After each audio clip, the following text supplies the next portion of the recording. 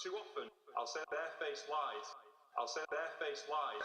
I'll say barefaced lies. Again, barefaced lies. Too often, I'll say barefaced lies. I'll say barefaced lies. I'll say barefaced lies. Again. That's right, yeah, we got an agenda. And it's your money we're gonna spend, yeah. Do you want where it's all gonna end, yeah? Do you feel me, we never wanna defend, yeah? 'Cause when the truth becomes so easy to disguise, you get shooting cold, overgrown, postal road, barefaced lies. Barefaced lies. Barefaced lies. Hey son, you got a party, got that little party going on there. Keep to the left, you can't think right, so everything you do goes wrong, yeah. Incompetence just leads to disaster. Corruption brings it on even faster. What you say? That's right, yeah, we got an agenda. And it's your money we're gonna spend, yeah. Do you wonder where it's all gonna end, yeah? Do you feel me, we never wanna defend, yeah? 'Cause when the truth becomes so easy to disguise, you get shit cold, overgrown, postal road, barefaced. That's right, yeah, we got an agenda. And it's your money we're gonna spend, yeah. Do you wonder where it's all gonna end, yeah? Do you feel me, we never wanna defend, yeah? 'Cause when the truth becomes so easy to disguise, you get shit cold, overgrown, postal road, barefaced lies. Barefaced lies. Barefaced lies. Comrades, you always told us you'd build us all a new Jerusalem, yeah. You talk the talk, but when you walk, you only leave a crooked line there. And you don't see the trouble that's brewing if all you do is just what you're doing. That's right, yeah, we got an agenda. And it's your money we're gonna spend, yeah. Do you wonder where it's all gonna end, yeah? Do you feel me, we never wanna defend, yeah? 'Cause when the truth becomes so easy to disguise, you get shit cold, overgrown, postal road, barefaced lies. Is this where you wanna be? Debt and childhood poverty. Won't somebody set us free from this corrupt kleptocracy? Oh yeah. Barefaced lies. That's right, yeah, we got an agenda. And it's your money we're gonna spend, yeah. Do you wonder where it's all gonna end, yeah? Do you feel me, we never wanna defend, yeah? 'Cause when the truth becomes so easy to disguise, you get shit cold, overgrown, postal road, barefaced. That's right, yeah, we got an agenda. And it's your money we're gonna spend, yeah. Do you wonder where it's all gonna end, yeah? Do you feel me, we never wanna defend, yeah? 'Cause when the truth becomes so easy to disguise, you get shit cold, overgrown, postal road, barefaced. That's right, yeah, we got an agenda. And it's your money we're gonna spend, yeah. Do you wonder where it's all gonna end, yeah? Do you feel me, we never wanna defend, yeah? 'Cause when the truth becomes so easy to disguise, you get shit cold, overgrown, postal road, barefaced. Do not fear them. Do not fear any of them.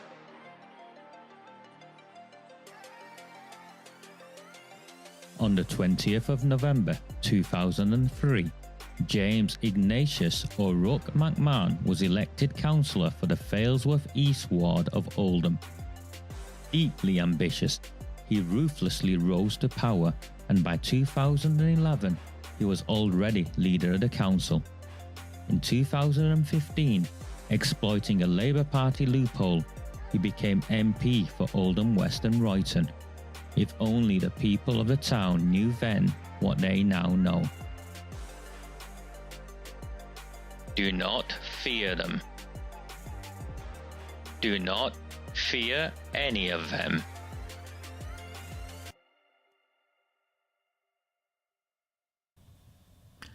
A very, very good afternoon. Monday, the 23rd of June, 2025. My name is Raja Mir. This is a continuation from last night's transmission. We just simply ran out of time. There were thousands of people who joined us, but I'm afraid we ended up past 11 o'clock and it was just getting later and later, and I still had quite a bit to get through. These are the links to support me. The simple fact is I have no corporate sponsors, no party machinery, none of that. I am 100% funded by you, by ordinary people. So if you take value in my work, please do sign up to Red Wall and the Rabble. It is 100% free. You only pay if you want to, but that's where I share all my work through. We are creeping towards 5,000. Our target is 10,000 for us to be able to inform and shape the national inquiry. It is as simple as that. If we are to lobby, we are to hold them to account. The simple fact is no one else is going to do it. The only person who has done it up to now has been me. It's been through this platform, through this space. It's what's got us this far. Yes, there are plenty of other people working on this issue. Maggie Oliver, Charlie Peters, Tommy Robinson, Nigel Farage, name 'em, Rupert Lowe.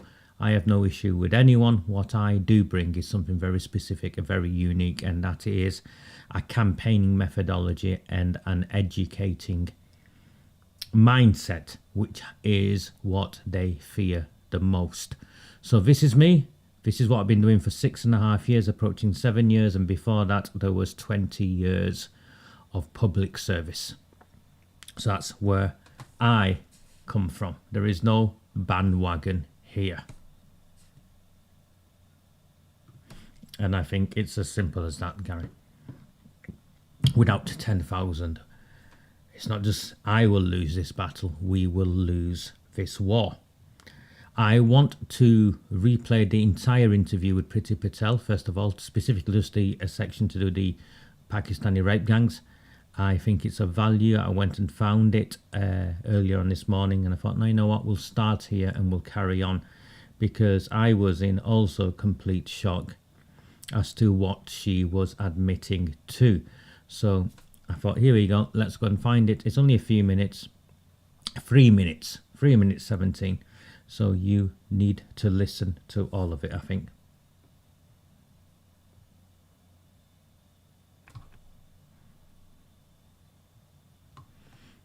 And I don't know why it's doing that again. I don't want it to do an AirPlay.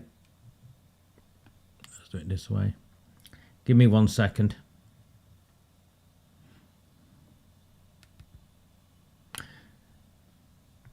Just give me 1 second whilst I work this out. I'm not sure why it does that at all, if I'm honest with you. Some sort of glitch in the system.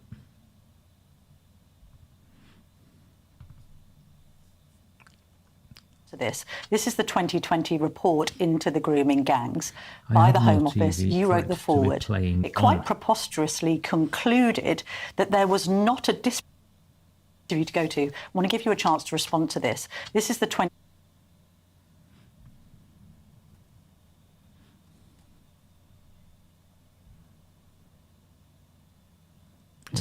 This is the 2020 report into the grooming gangs by the Home Office. You wrote the foreword.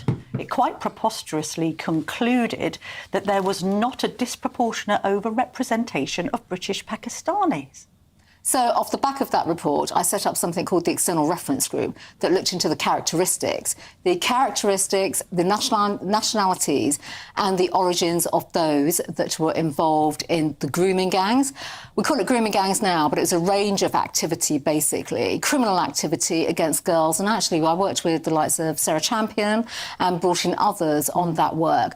And we've got to remember at the time we had the J review taking place, so we were not in a position to start initiating new reviews. You have to have these ones. The J one was a big one. No, but do you regret putting your name to that report? Well, I think actually in hindsight, absolutely, because now we see so much more evidence that has come forward. And it is only through the further evidence, the effectively challenging of the institutional state failure that we've seen. Certainly that applies to the Home Office, there's no doubt about that. That applies to social services around the country. It applies to health services around the country. definitely applies to local government and local government leaders as well. So the answer to that question is yes. Yeah. And there should have been so much more that took place in the past, not just to have stopped this, but to fast-track prosecutions and for the state, parts of the state to stop facilitating, I think, and covering up some of the things that went on. Well, let's talk about that very briefly, Whitehall, because this week Dominic Cummings and Michael Gove was the former Education Secretary, Cummings was his special advisor, both said that they felt that Whitehall officials pushed back. They pushed back and actually tried to injunct Andrew Norfolk when he wanted to expose everything in the Times in 2011. Was one of the reasons you were pushed out of the Home Office because you wanted to crack down on this? So I'm very forthright, as people who know me know that I am, and I'm driven by driving outcomes and making sure that no stone is left unturned. And on this in particular, absolutely. I look back and I know that I did a lot of scrutiny, asked all the right questions, probably made a lot of people feel very uncomfortable. I know there are officials in my department that felt very uncomfortable with my line of probing, my line of questioning. Did they push back and try and cover things up? I think absolutely. Wow. There's no question about that. So this inquiry has to look at the politicians, but it also has to look at the civil servants. So I think this inquiry is... everyone in Whitehall. It's everyone. It's about institutional state failure. Camilla, this is institutional state failure at every single level. I'm very happy to participate in the inquiry and share what I knew, the questions that I put forward, but also the challenges that I had to put forward in the system and where we weren't getting answers. And by the way, that wasn't just in the Home Office. That was in local councils, the NHS. I remember visiting Sarah Champion's constituency, and I think we were both pretty horrified and gobsmacked by the non-answers we were getting. Yeah. And I will say this, probably the level of indifference we were receiving to our line of questioning. Well, let's hope that we get further and thorough lines of questioning in this inquiry. I'm sorry you have been a bit squeezed because Jonathan Reynolds was late, and I know you have an interview to go to. But thank you very much for your time, Dame Priti. OK, I'll put the comments up as they come along so you can see them as well.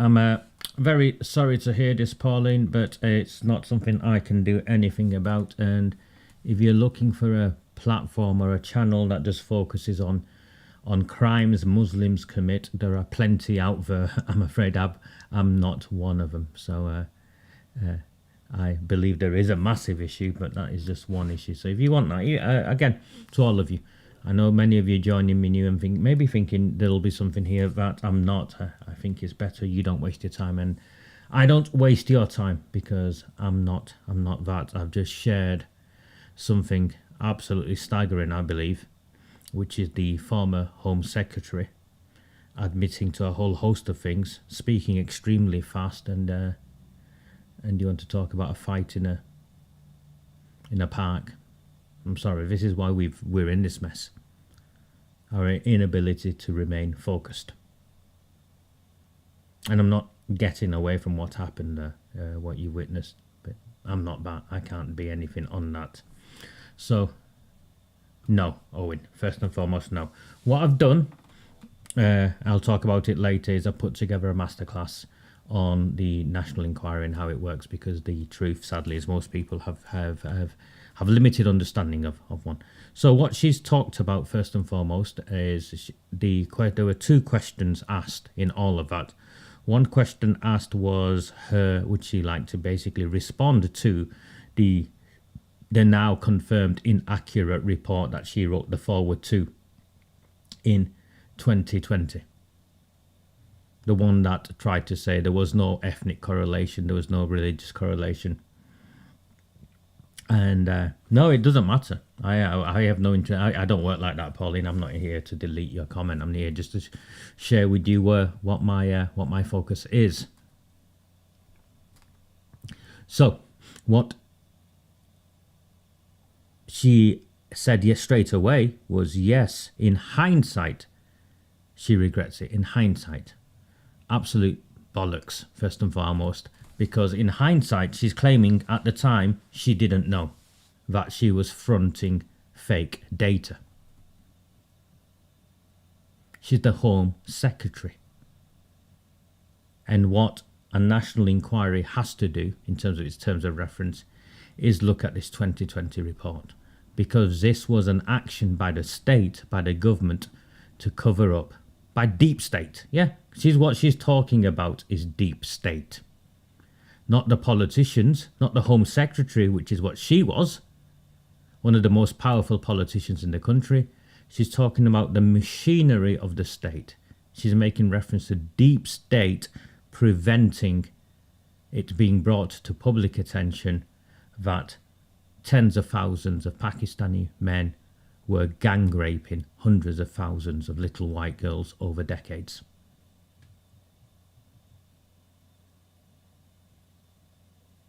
And she was speaking very, very fast. Now, her first line of defense was she, as a consequence of that report, she did some sort of deep dive or launched something that looked at the characteristics of the grooming gangs, the ethnicities, the backgrounds. Well, if she did that, and this is 2020, by the way, in 2025, Baroness Casey has confirmed that the data is absent, and where the data does exist, it demonstrates an overrepresentation of Pakistani men. Tipex was the term Baroness Casey used. Tipex. The word Pakistani was Tipexed out. So now you can see straight away her defense that she launched a scheme to look at the characteristics. Well, where did that scheme go? Was it the deep state again? Was it the deep state again? And in hindsight, she regrets it, but she also throws under the bus not just the Home Office that she was responsible for, social services, health services, the NHS, councils, council leaders, and she confirms that the state was covering up and facilitating, and sadly Camilla Tominey interrupted her at that point. She should have allowed her to continue, because Priti Patel had just got to the best bit, confirming that the state covered up and facilitated. This isn't me. This is on that interview. She was then asked the second question about whether she was pushed out of the Home Office because of this, because of her position on asking questions over the grooming gangs. And her response is, on this particular issue, absolutely. Institutional state failure. Those are the former Home Secretary's words. There was institutional state failure. And she is, if you heard her correctly, offering to give evidence. She is offering to give evidence to the National Inquiry.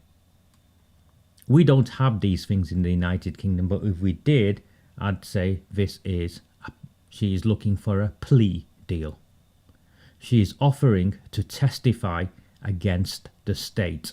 This is the former Home Secretary Priti Patel confirming that the state covered up and facilitated the gang rape, the industrial scale gang rape of children, that there was institutional state failure at every level, that she was pushed out of the Home Office because she was asking difficult questions. She regrets being part of the cover-up, and she is now offering to give evidence. Why is this not front page news? I know this was in a little part of an interview she gave yesterday to GB News. And she currently holds, Priti Patel, isn't some obsolete ex-politician. She's currently the shadow Foreign Secretary.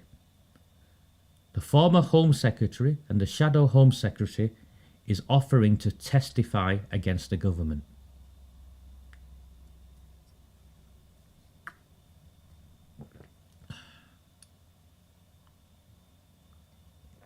Just sip my Vimto.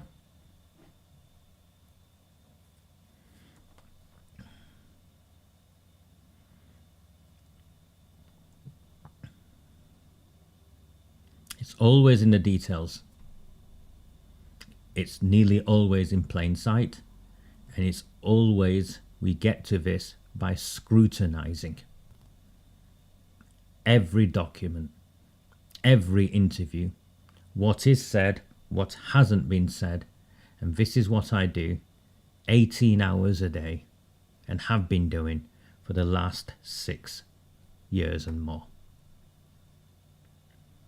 For those of you who are new to me, my name is Raja Mir. I am the campaigner who forced Oldham Council to write to the government requesting, demanding a public inquiry. It took myself and my team 6 years to do that, which has triggered what is now taking place. I'm not Maggie Oliver. I'm not going to get a queue of survivors to share their stories of the horrific things that were done to them so you feel sorry for them. I'm not that. There is a place for that. I'm not a Tommy Robinson who holds rallies and marches and is confrontational. That's not what I do. I'm not a Nigel Farage. I'm not even a Rupert Lowe. I'm not a politician. I am a campaigner, and this is what I do. And now do you see, Pauline? From where you were to where you are now in just a couple of minutes.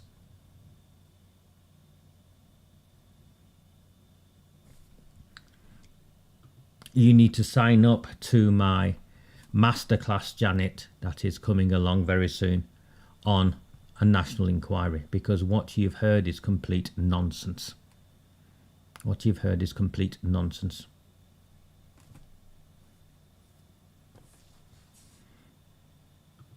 I want to now share with you something else.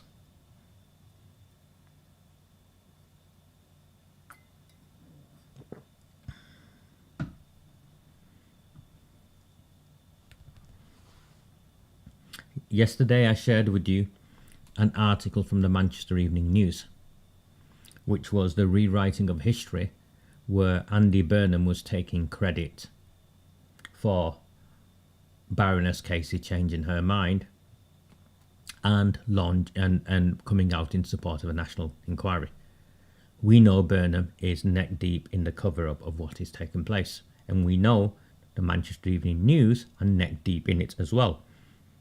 I have shared with you for a number of years that the Manchester Evening News knew about the cover-up, the grooming and gang rape of children.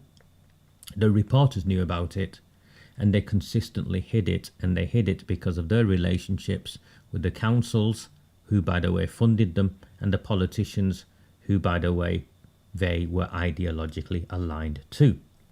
Go to a party involving Andy Burnham, and you'll see many a young woman reporter hanging out who all work for the Manchester Evening News, Reach Media, all of that. It's a club, and it's a sleazy club.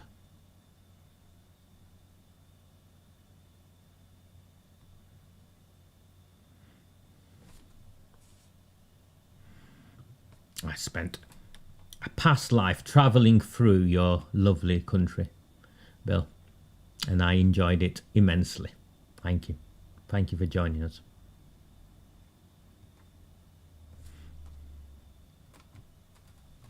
Here we have the Manchester Evening News running with this headline today: an uncomfortable truth that shames us all. A public inquiry into grooming gangs will leave blood on the carpet and reputations in tatters. John Skierhout, who has covered the scandal for more than a decade, says it might be just what is needed. So that's one of the main reporters for the Manchester Evening News, John Skierhout.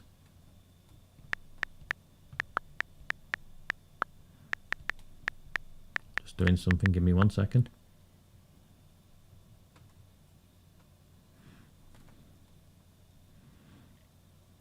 And so there is no ambiguity as to my position. This is what I think of this man. Judge dismisses case against Raja Mir as accuser is scattering her mother's ashes in Greece. The case against me collapsed.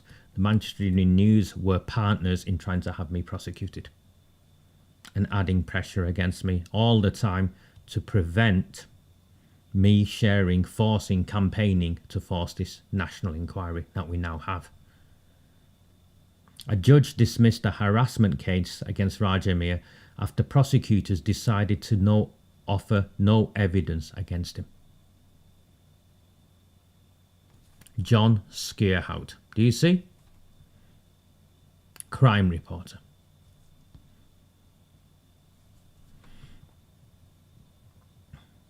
Kept using my photographs, and then on X, the so-called victims would then share their made-up stories about me. I want to show you something. Raja Mir, 50, had pleaded not guilty to a single charge of harassment without violence, namely that on 4 occasions, he posted derogatory online comments about Gail Hadfield Granger between October the 18th, 2020 and November the 11th, 2021. She ran away from giving testimony. At Manchester and Salford Magistrates Courts on Thursday morning, Mr. Mir's supporters cheered in the public gallery after a judge dismissed a hearsay application for Miss Hadfield Granger's statement to be read out in her absence during the trial. So what that means is that her evidence would be read out without the ability of it being questioned. A kangaroo court. You see? A kangaroo court is what the CPS tried. And I think they would have got away with it if so many of you hadn't come to court with me and stood in the public gallery, packed, and the area outside packed, because throughout all of this, we forced these people to not be able to hide. But John Skeercroft was there to try and have me prosecuted. He was one of their team. He was enjoying it. District Judge Jane Hamilton told Mr. Mir, "I dismiss the matter against you and you are free to go." And then it goes on about Miss Hadfield Granger ignores the fact that she's a Labour Party campaigner.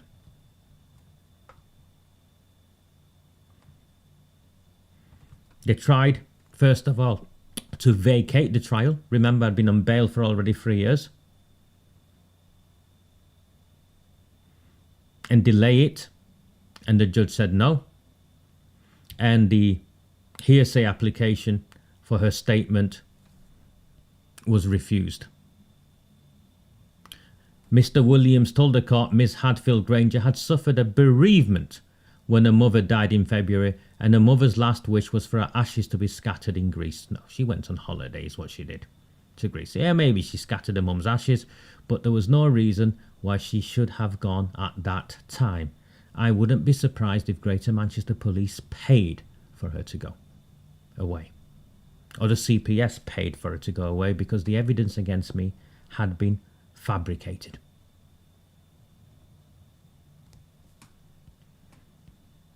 Something about some video link and nonsense. And it was her evidence was apparently of significant public interest. It was in the public interest, well, it was in the political interest to maliciously prosecute me.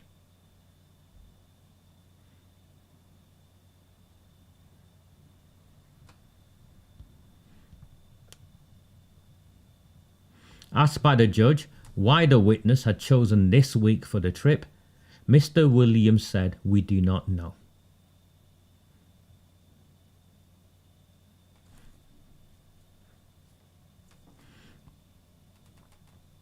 Mr. Mir's barrister, Steve Nikolic, said the defence was ready for trial, pointing out that the trial date had been fixed by the same judge in August the previous year.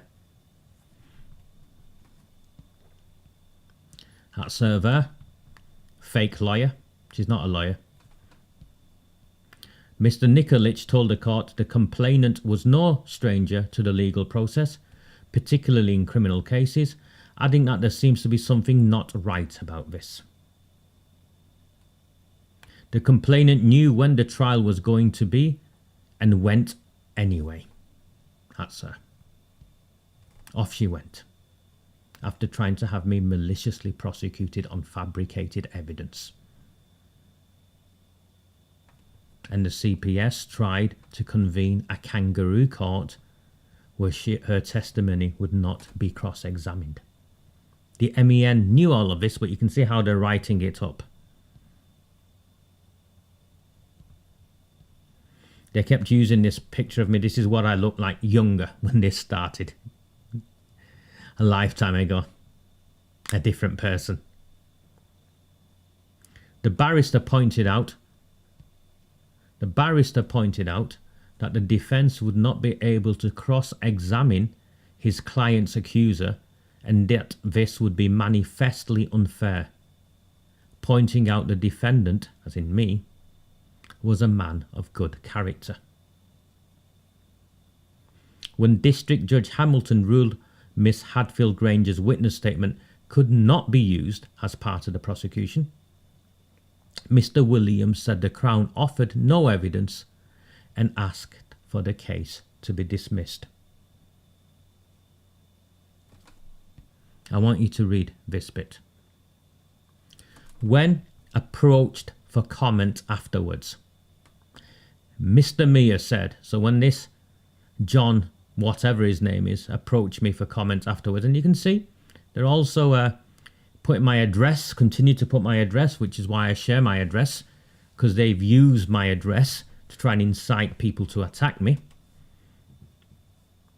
When approached for comment afterwards, Mr. Meyer said, I don't talk to your kind. So there is no ambiguity as to what I mean by what kind this man is. The crime reporter, John Skeerhout, at the Manchester Evening News, so there is no ambiguity.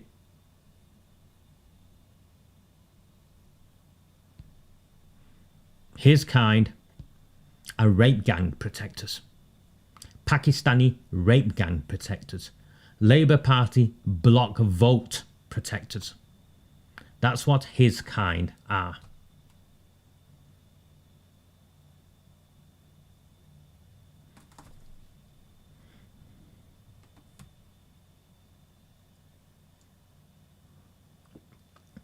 An uncomfortable truth that shames us all. I'm afraid this uncomfortable truth, however it shames you, don't you dare put me in the same place.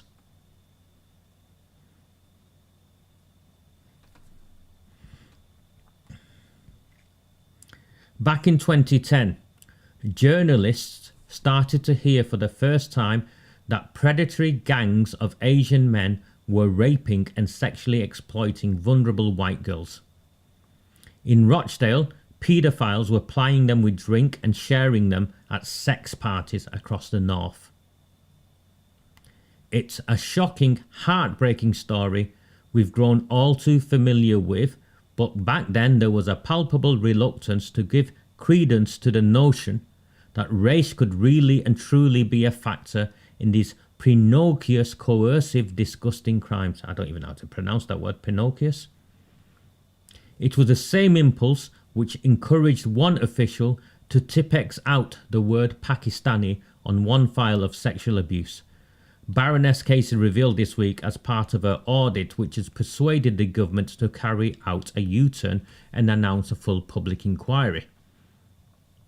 In October 2010, the Manchester Evening News learned that the police investigation in Rochdale, and when we approached the MP and the forces asked us to postpone our story until they had spoken to all the victims.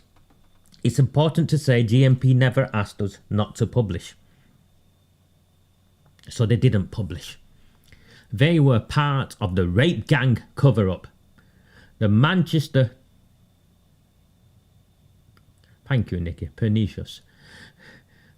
Manchester Evening News were part of the Pakistani rape gang cover-up, and this is them rewriting history. None of us believed it. The world was different. The culture was this and that. I'm sorry. I'm really, really sorry, John, you prick. You and your mates at the Manchester Evening News are neck deep in the cover-up of the grooming and gang rape of little white girls, and you and every one of your vermin kind involved in the Manchester Evening News at the time, and subsequently when they came after me and people like me for exposing this, you should be prosecuted. You should be prosecuted. It's important to say GMP never asked us not to publish, but you didn't publish. You had a duty to tell people, and you had a duty over the 15 years afterwards to fight for children. And you were part of the cover-up, part of the rape gang cover-up. In the end, the scandal was first exposed in January of the following year by our chief reporter Neil Keeling in the MEN and by the late Andrew Norfolk in the Times. Piss off. Andrew Norfolk in the Times did the work. Andrew Norfolk in the Times did the work. And I'm sorry, I'm swearing. But you can see what these people did. They covered things up at the time. And then they came after those of us who had the courage and the conviction to say, under no circumstances ever can anyone ever justify, legitimize the gang rape of children.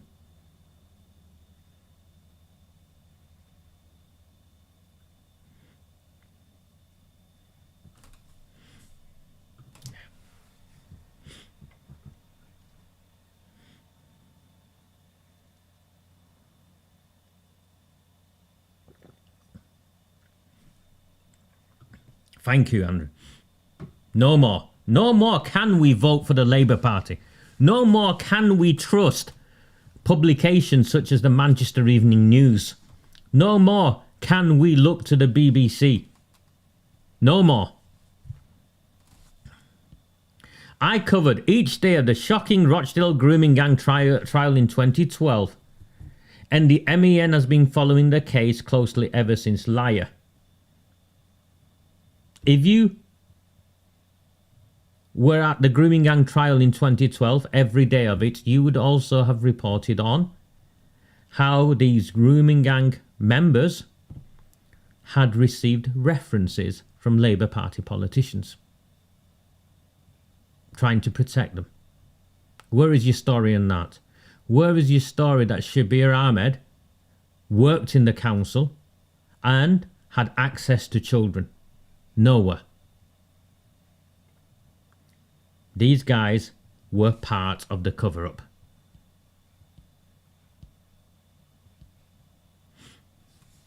Norfolk, he's trying to link himself to Andrew Norfolk. Mate, you couldn't even...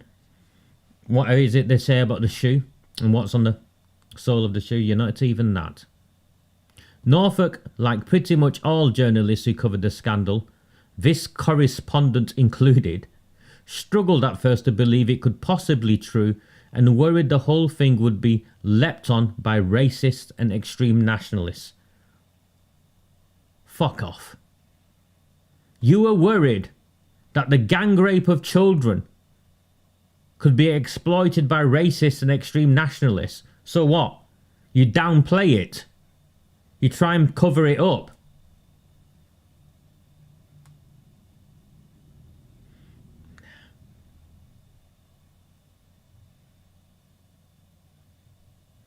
The abusers flourished in the vacuum made possible by the inertia, the reluctance of people in polite society to tackle the problem head on and for fear of being branded racist. Do you see how he's shifted the narrative? Fear of being branded racist. No, we now know. We now know that they flourished not in a vacuum made possible by inertia. They flourished because of the space created by the dependency of Labour Party politicians on the reliance of the bloc postal vote delivered to them by Pakistani cartels, Islamists, and members of the mosques that they'd secretly funded. and community centres.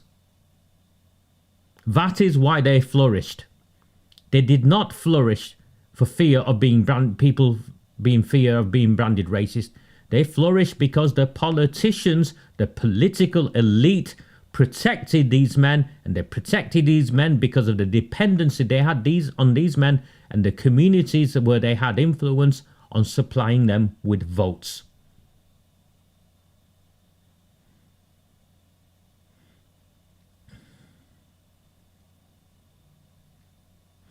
As Home Secretary Yvette Cooper revealed this week, as she announced a full public inquiry, the figures on the ethnicity of group-based sexual grooming are lamentable. It is only recorded in 37% of cases. Well, why is it not reported in the others? My information from police officers is it was hidden.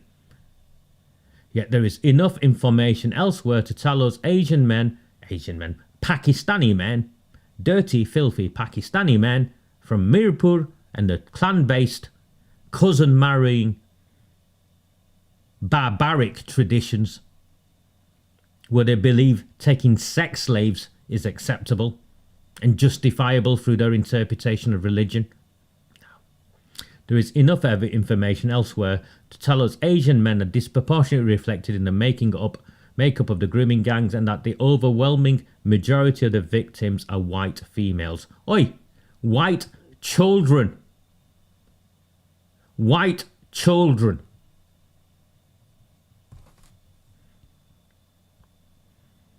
GMP, that's the same GMP where 8 police officers were in my living room after hammering down my door. Again and again they came and arrested me. GMP now accepts the harsh criticisms for its failures. Pakistani rape clan protectors. Remember, Greater Manchester Police to this day are protecting police officers that were members of the rape gangs. Why does Andy Burnham, the Mayor, Police and Crime Commissioner, not issue a statement on police officers confirmed on national news on Channel 4 by Maggie Oliver?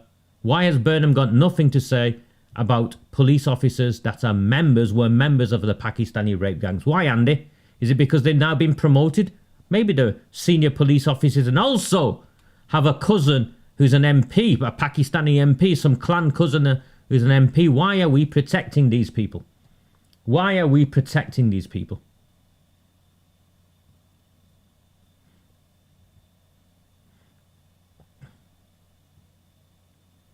GMP confirmed to Baroness Case's audit it's investigated 35 group-based child sexual exploitation operations and identified 243 suspects in the 3 years up to May this year. The biggest group, 131, were Asian males. Remember, 2/3 of the figures they've not got.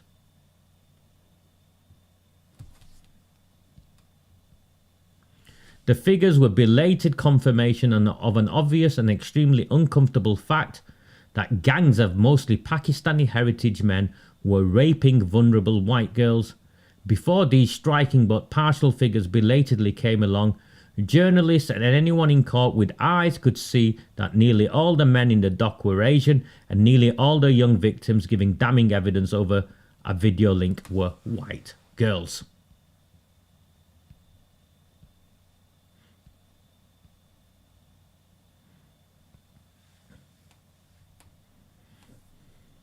And then he goes on to defend Andy Burnham.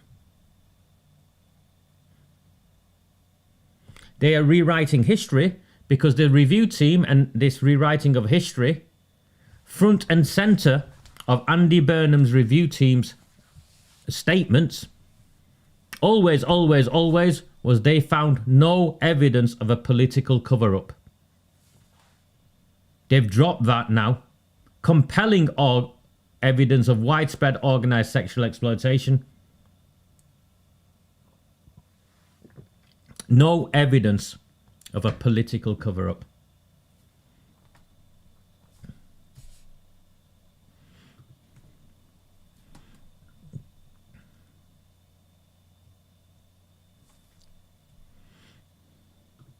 Please, if you are finding value in what I share, and I've got content.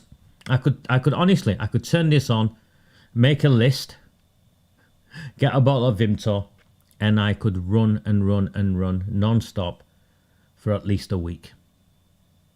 And I'd still have another week's worth of content to share with you.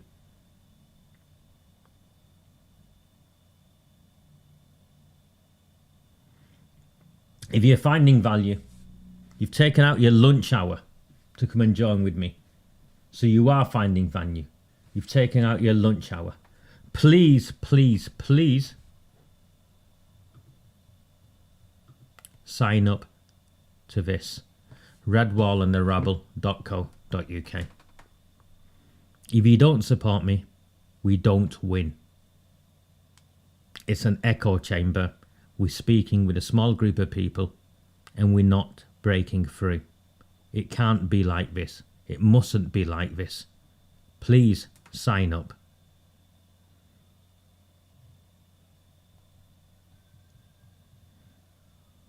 And I'm thankful to the two people who have signed up since we started this broadcast.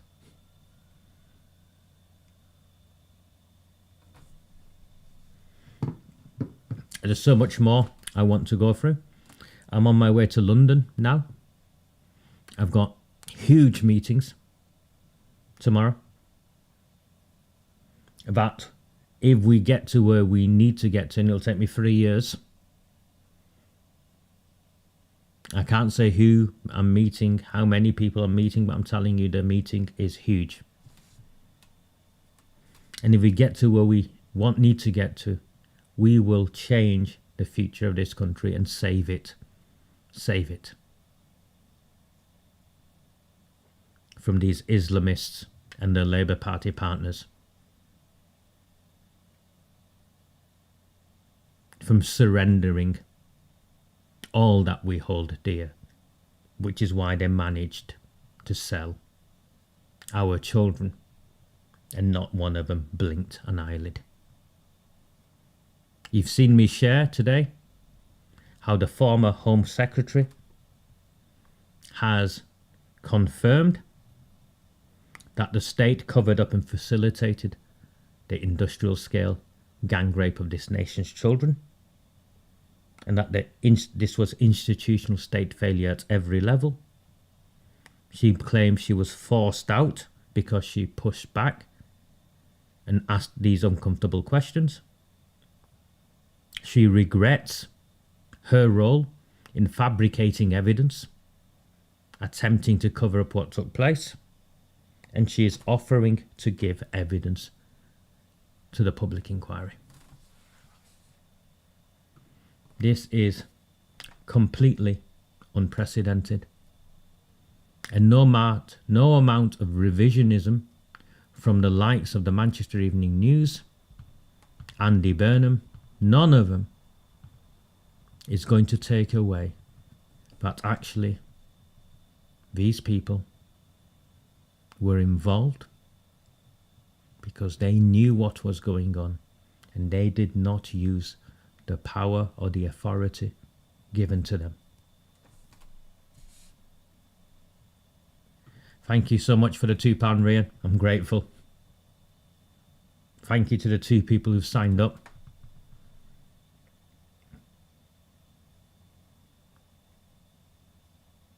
My only fear is we're not going to be able to break through because there's not enough of us. The truth is now out, and you can now see how they're trying to save their own necks, such as Priti Patel, or rewrite history, such as John Skeerhout, or even worse, do what Andy Burnham's doing. My name is Raj Amir. I'll speak to you all soon. Do not fear them. Do not fear any of them.